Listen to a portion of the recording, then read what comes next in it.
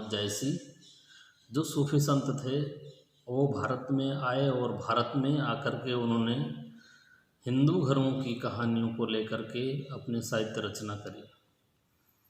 चित्तौड़ के राजा रत्नसेन और पद्मिनी की कथा सबको पता ही है।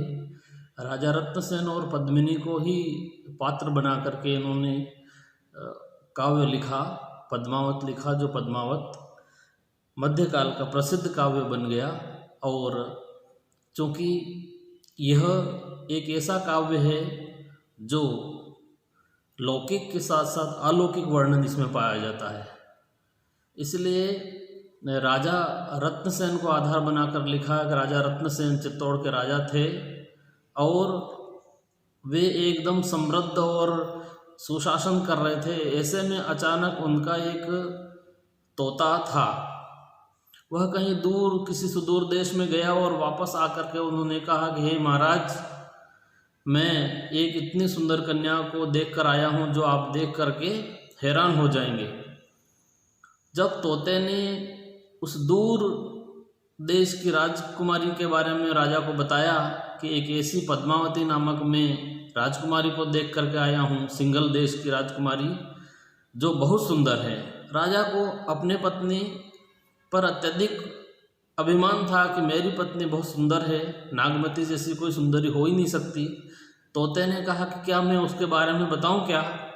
जब तोते ने उसका पूरा रूप वर्णन करा अपने स्वामी के सामने, राजा रत्नसेन के सामने, उसके रूप वर्णन का श्रवण करते ही राजा मूर्छित होकर गिर जाता है और उनको लग जाता है कि ऐसी रूपमती को तो प्राप्त करना ही होगा।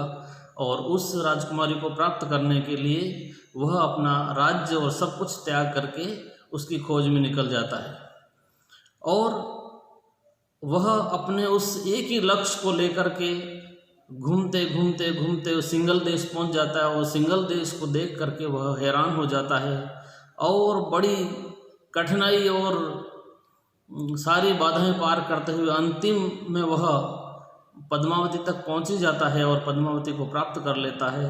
तो यह जो राजा रत्नसेन की यात्रा है कि अपना सब कुछ छोड़ करके, इस सांसारिक जीवन को छोड़ करके, वह इतना ऐश्वर्यशाली राजा होते हुए भी अपना सब कुछ छोड़ करके एक स्वप्न की तरह उस सुंदरी को प्राप्त करने के लिए सिंहल देश निकल जाता है और अंत में वह अपने उस मकसद में सफल भी होता है।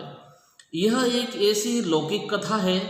इस लौकिक कथा के साथ साथ कवि ने यहाँ पर अलौकिक कथा का भी मंडन किया है, इसीलिए इसको लौकिक और अलौकिक का रूप काव्य भी कहा जाता है, रूपक भी कहा जाता है। क्योंकि यह यात्रा लगती तो लौकिक है, लेकिन इस अलौकिक कथा को भी यह लेखक इसके साथ में व्यंजित करता है कि यहाँ पर रत्नसेन नामक जो राजा है वह आत्मा का प्रतीक है और पद्मावती नामक जो प्रेमिका है वह परमात्मा का प्रतीक है। और व्यक्ति अपने सफल प्रयास करता है तो निश्चित रूप से वह अपने उस लक्ष्य को प्राप्त कर लेता है, परमात्मा को प्राप्त कर लेता है।